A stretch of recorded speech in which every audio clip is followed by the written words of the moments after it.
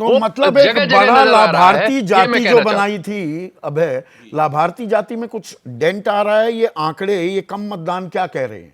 देखिए, मैं तो हमेशा मानता रहा हूं कि लाभार्थी बनाने से किसी भी पार्टी को वोट मिलने की गारंटी नहीं होती है, लेकिन आमतौर पर लोकतंत्र की जो नाकामियां हैं, गवर्नेंस की जो नाकामियां हैं, सरकारों की जो नाकामियां हैं या विपक्ष की भी जो नाकामी है, उसके खिलाफ जो असंतोष का तीखापन है वो लाभार्थी होने से कम हो जाता है, क्योंकि लोगों को बैठे बिठाए मदद मिल रही है। पर ये पक्का नहीं लाभ भी ले लिया। नहीं, ये तो कई बार साबित हो चुका है कि लाभ सरकार की तारीफ भी करेंगे, योजना बनाने वाले की भी प्रशंसा करेंगे, जहां से पैसा आ रहा है उसकी भी तारीफ करेंगे, लेकिन गारंटी नहीं है कि सबसे ज्यादा वोट उसी को मिल जाए।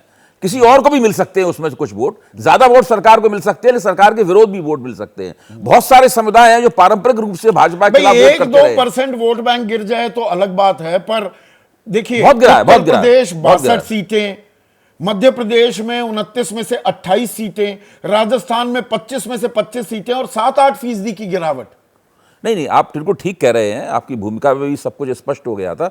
अब इस विषय पे चर्चा भी है कि चुनाव में अनमनापन है, उदासीनता है, और विद्वानों में भी चर्चा है। संजय जी का मुझे विश्वास है उन तमाम बहसों के ऊपर ध्यान कहीं ऐसा तो नहीं मतदाता ने ये सोच लिया भाई इंडिया से नहीं हो पाएगा? नहीं, एक खास पहलू की तरफ ध्यान दिलाऊंगा आपका कि जब चुनाव में उत्साह होता है, कोई मुद्दा होता है, कोई जोश होता है, चाहे राष्ट्रवाद हो, चाहे और कोई भी बात हो, तो सबसे ज्यादा जो युवा मतदाता होता है वो मतदान बूथ की तरफ, वो मतदान केंद्र की तरफ जाता है, सबसे ज्यादा वो उसमें होता है। वरना बाकी तो चुनाव फिर मिडिल एज अधेड़ होते हुए लोगों का खेल है, जो कि 30 साल से लेके और 50-55 साल के बीच के हैं, जिनके शारीरिक शक्ति का पूरी तरह क्षय नहीं हुआ है, लेकिन वो धीमी रफ्तार से जिंदगी गुजारते हैं, तो वो चुनाव में ऐसा करते रहते हैं। मेरा कहना यह है कि विद्वानों ने इस बात की तरफ ध्यान दिया है, राजनीति शास्त्रियों ने, उनका कहना है कि युवा मतदाताओं ने अपना रजिस्ट्रेशन भी बहुत कम कराया है।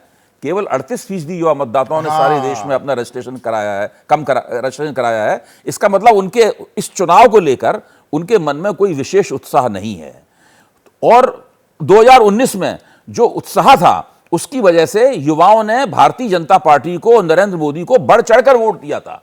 यह एक स्थापित तथ्य है। जो हमारे दोनों साथी बैठे हुए हैं, देश के सबसे सर्वोच्च सेफोलॉजिस्ट हैं, वो मेरी बात की तस्दीक करेंगे। मुझे यकीन है कि युवाओं ने बहुत उत्साहपूर्वक नरेंद्र मोदी और भाजपा को वोट दिया था, और उनका वोट कम जाने का मतलब यह है कि कहीं ना कहीं जो सत्ताधारी दल है उसके प्रति उनके मन में अनमनापन है, उदासीनता है, वो ज्यादा दिलचस्पी नहीं दिखा रहे हैं वोट देने में।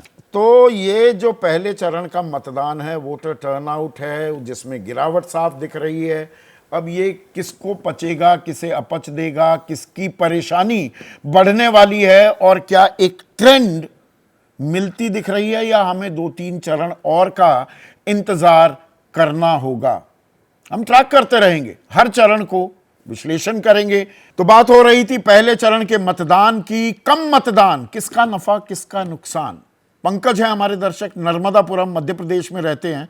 उनका कहना है कि नेताओं की विश्वसनीयता खत्म होना कम वोटिंग की वजह है। ये लोकतंत्र के लिए शुभ संकेत हैं क्या? और हम फिर से अपील करेंगे, अभी 6 चरण बाकी हैं। वोटिंग आपका हक ही नहीं, आपकी जिम्मेदारी है। लोकतंत्र को मजबूत कीजिए। आज इतना ही, नमस्कार।